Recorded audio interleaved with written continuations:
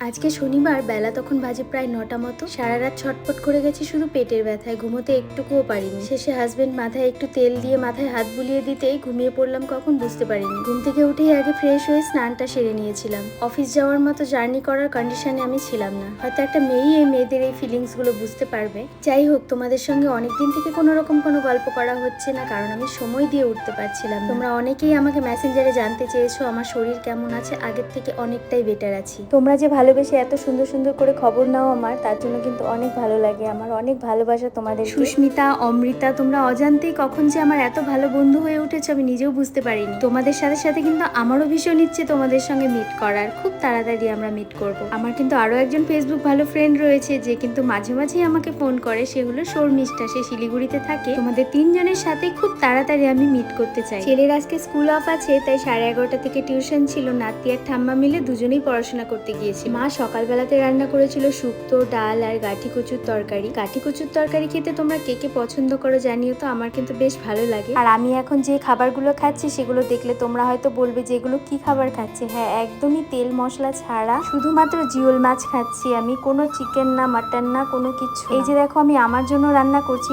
একদম তেল ছাড়া জল দিয়ে দিয়ে প্রায় সেদ্ধ করছি। মাঝে মাঝে আবার মেডিসিন আর ফল টল এগুলো সব খেয়ে নিচ্ছিলাম, কারণ কন্টিনিউ তো খাওয়া যায় না। কিন্তু একটা কথা কি বলতো, আমি কিন্তু এই খাবারগুলো খেয়ে কিন্তু বেশ ভালো আছি, মানে অনেকটাই ফ্রেশ লাগে এখন। কিন্তু ওই যে একঘেয়ে খেতে খেতে মুখটা কেমন যেন লাগে, বিস্বাদ হয়ে যায়। আমার মাছের ঝোল তো রান্না করা হয়ে গেল, এবার ওদের জন্য মাছের ঝোলটা করে নিচ্ছিলাম একটু কালো জিরে সোমবার দিয়ে। সেটাও কিন্তু হালকা তেলেই করছিলাম, হালকা একটু মশলা দিয়ে, খুব বেশি মশলা দিচ্ছি না, কারণ আমিও মাকে এখন বলি তোমার এখন বয়স হয়েছে, তুমি একটু কম কম মশলা তেলে খাও, কারণ যা গরম পড়েছে এত রিচ খাবার তো খাওয়া একদমই ঠিক নয়। নিজে এতভাবে ভুগছি, তার জন্য সবাইকে সাবধান করছি আমি। আমার মনে হয় মুখের স্বাদটা একটু কমিয়ে দিলেই কিন্তু অনেকটা সুস্থ থাকা যায়, কি বল? সবাই ভালো থেকো, টাটা।